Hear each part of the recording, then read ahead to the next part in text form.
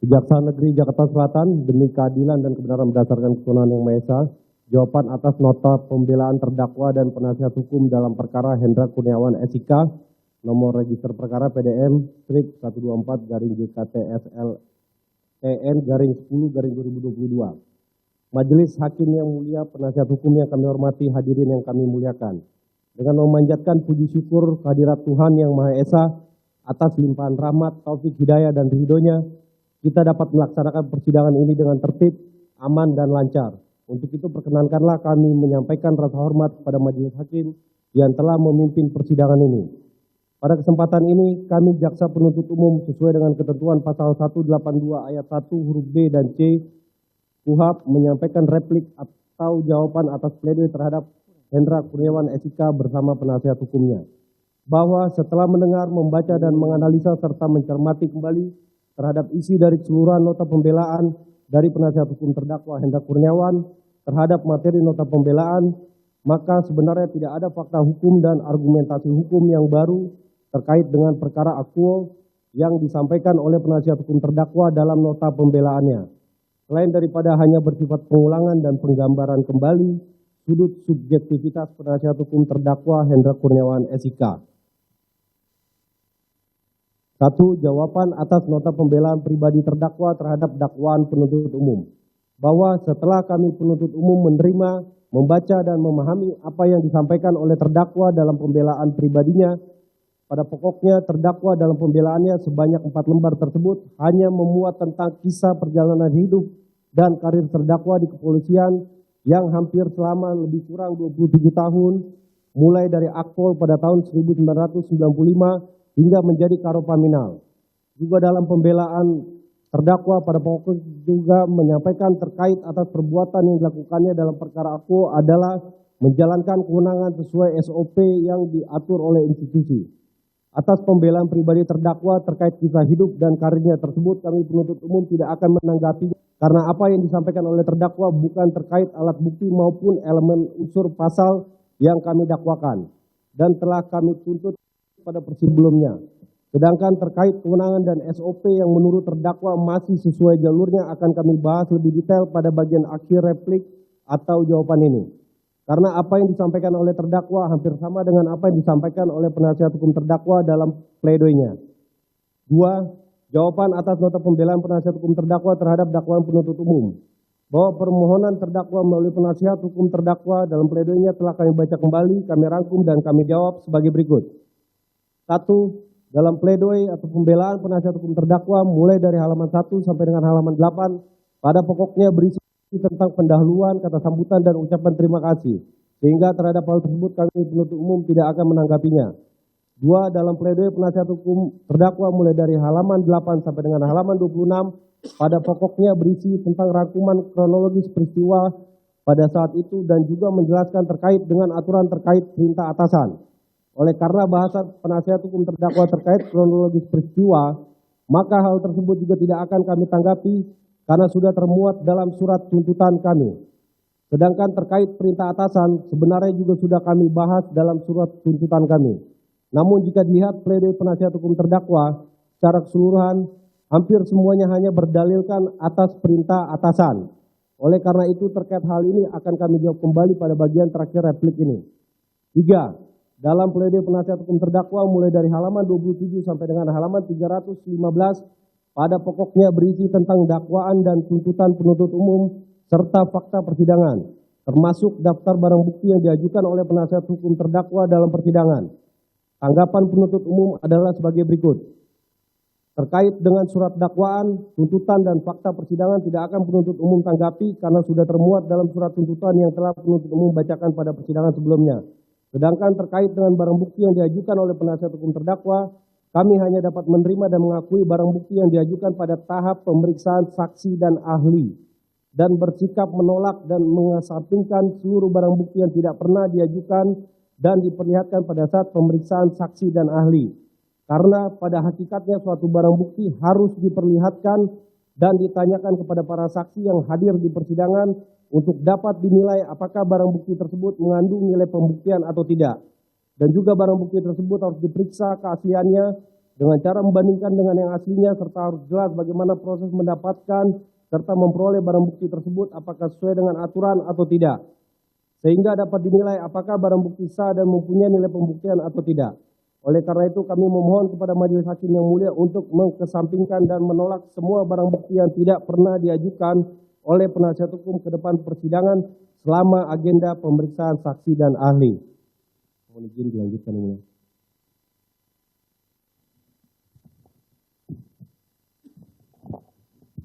Izin meneruskan yang mulia. 4.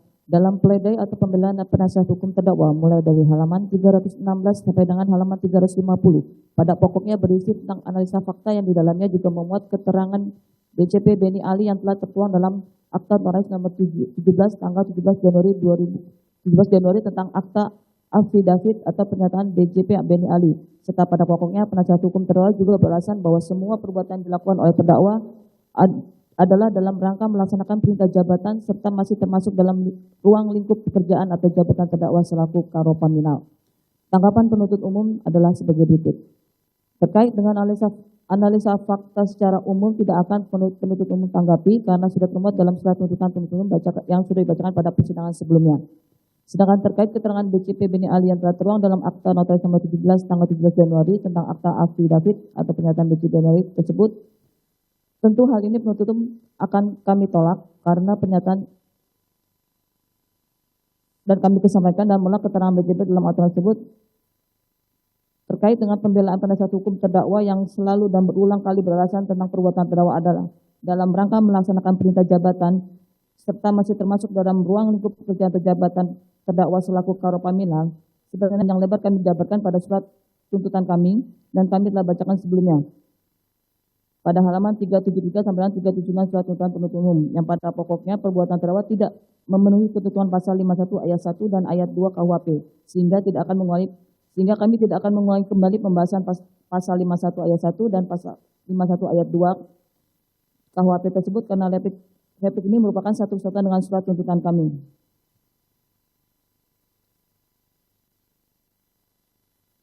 Namun pada kesempatan kali ini kami hanya akan membahas hal-hal yang baru kami temukan berdasarkan atas pembelaan atau pledoi penasihat hukum, yaitu sebagai berikut.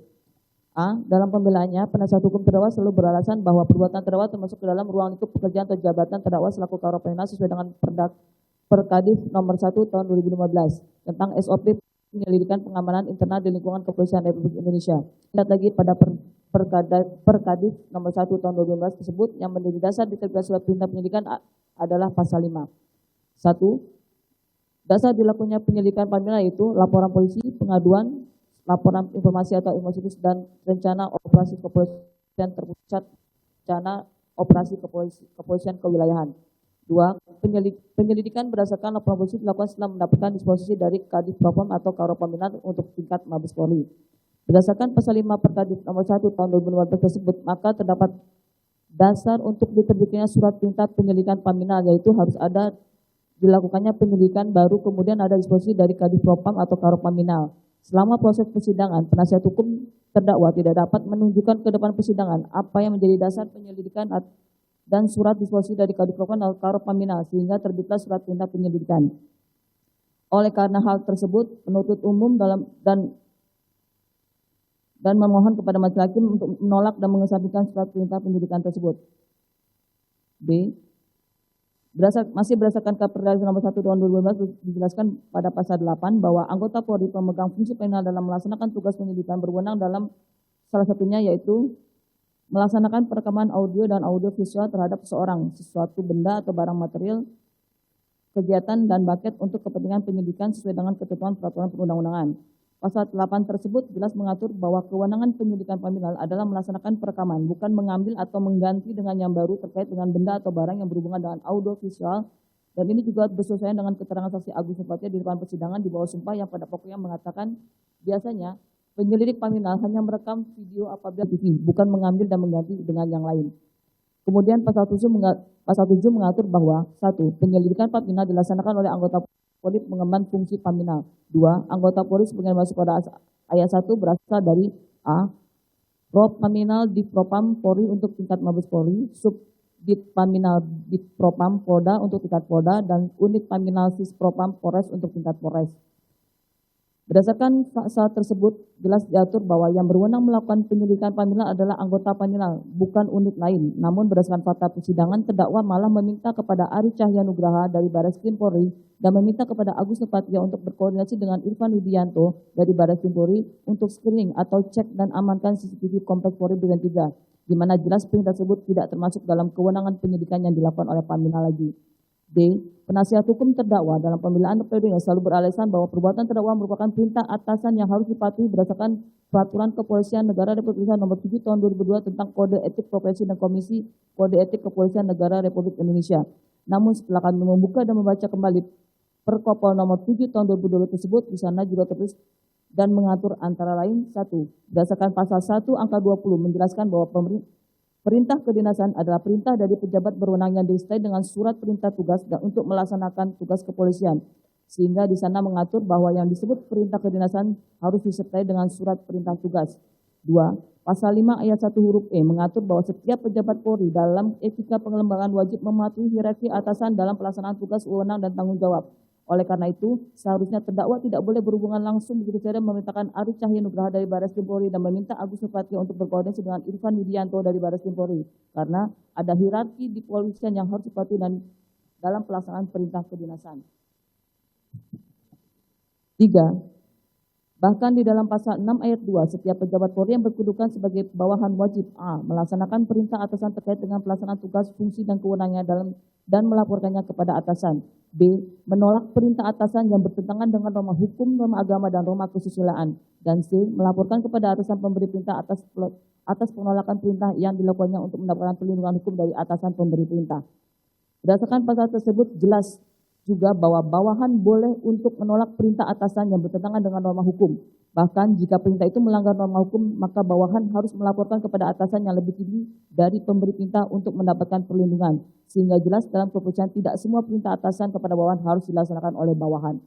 4. Bahwa di dalam pasal 11 ayat 1 juga mengatur bahwa setiap pejabat Polri yang berkedudukan sebagai atasan dilarang A. Memberikan perintah yang bertentangan dengan norma hukum, norma agama, dan norma kesusilaan.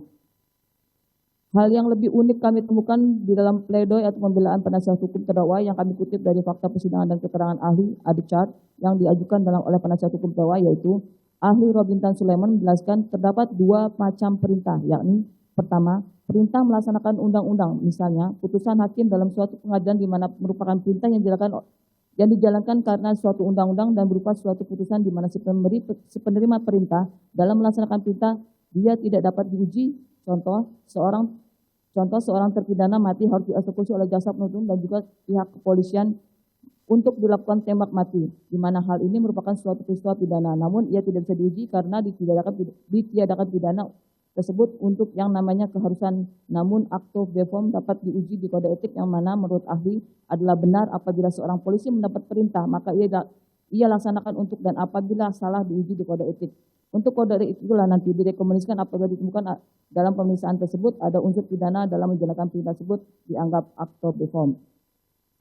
Bahwa ahli jelaskan apabila seseorang yang diberikan perintah apakah memiliki kewajiban untuk mengetahui perintah yang diberikan tersebut adalah benar atau tidak, yang dalam prakteknya ahli mengetahui berdasarkan pengamatan bahwa tidak ada satupun anak buah yang berani melanggar perintah dari atasan secara langsung, yang mana artinya dalam hal ini ada konvensi sumber hukum, di mana dalam hal ini menurut ahli ini diuji di kode etik yang mana kemudian akan merekomendasikan bahwa penasihat hukum terdakwa sendiri dalam pledoi pembelaannya membuat kesimpulan benar apabila seorang polisi mendapat perintah maka ia laksanakan untuk, dan apabila salah diuji di kode etik.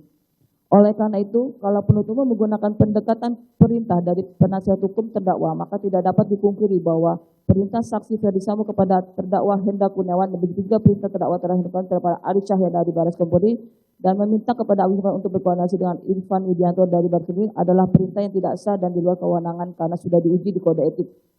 Dan sudah ada keputusan etik terhadap diri terdakwa Hendra Kurniawan nomor Kep/99/9 Romawi tahun 2022 tanggal 30 September 2022. Walaupun terdakwa melakukan upaya banding terhadap putusan etik tersebut, namun setidaknya sudah ada putusan etik terkait diri terdakwa Hendra Kurniawan. 5. Dalam pledoi atau pembelaan penasihat hukum terdakwa mulai dari halaman 300 sampai dengan 405 pada pokoknya berisi tentang analisa yuridis penasihat hukum terdakwa yang pada pokoknya juga beralasan bahwa elemen unsur pasal tidak terbukti karena semua perbuatan yang dilakukan oleh terdakwa dalam rangka melaksanakan perintah jabatan serta masih termasuk dalam ruang lingkup pekerjaan atau jabatan terdakwa selaku karo paminal. Oleh karena terkait dengan bantahan alasan tersebut telah penuntut umum bahas pada bahasan nomor 4 di atas dan juga analisa yuridis oleh penuntut umum pada surat tuntutan sehingga penuntut tidak akan melanjutnya lagi. Majelis Hakim yang terhormat, penasihat hukum yang kami dan hadirin yang kami muliakan, setelah kami membaca dan mencermati alat-alat bukti dan barang bukti yang diuraikan oleh penasihat hukum terdakwa, ternyata tidak ada yang bersesuaian dengan fakta persidangan dan pada adanya kelurian penasihat hukum terdakwa dalam menilai fakta hukum atas pembuktian unsur-unsur tidak benar sebagaimana telah kami uraikan di atas. Maka menjadi dasar bagi kami meminta kepada majelis hakim untuk menolak seluruh pertimbangan-pertimbangan dalam analisa yuridis yang telah dibuat dan disusun oleh penasihat hukum terdakwa tersebut. Sehingga setelah memberikan kesimpulan yang tidak benar dan keliru dalam menyatakan terdakwa tidak terbukti secara sah dan melakukan tindak pidana yang sebagaimana kami dakwakan. Atas pertimbangan tersebut, maka kami mohon kepada majelis hakim dalam putusannya agar tetap berkeyakinan mengambil seluruh pertimbangan hukum yang telah kami gunakan dalam menyusun analisa yuridis yang telah kami buat dan kami tuangkan dalam surat tuntutan sebagai dasar yang kuat untuk menyatakan terdakwa Hendra Kurniawan S.H. terbukti secara sah dan meyakinkan bersalah melakukan perbuatan sebagaimana telah kami dakwaan dan buktikan dalam persidangan perkara Akuo. Berdasarkan uraian tersebut di atas, menurut kami perbuatan terdakwa telah terbukti secara sah dan meyakinkan bersalah melakukan tidak pernah turut serta melakukan perbuatan sengaja dan tanpa hak dan melawan hukum, melakukan tindakan apapun yang berakibat terganggunya sistem elektronik dan atau mengakibatkan sistem elektronik menjadi tidak bekerja sebagaimana mestinya, sebagaimana masuk di dalam pasal 49 Junto Pasal 33 Undang-Undang Nomor 19 Tahun 2002 tentang perubahan atas Undang-Undang Nomor 11 Tahun 2002 tentang Informasi dan Transaksi Elektronik, Junto Pasal 55 Ayat 1 ke 1 KUHP, serta surat tuntutan yang telah kami bacakan pada persidangan hari Jumat tanggal 27 Juni 2003 yang pada prinsipnya kami selaku jaksa penuntut umum tetap pada tuntutan kami tersebut. Demikian rebacakan terhadap pledoi terdakwa dan penasihat hukum terdakwa. Semoga menjadi bahan pertimbangan bagi majelis hakim dalam memeriksa mengadili perkara ini. Terima kasih. Jakarta 6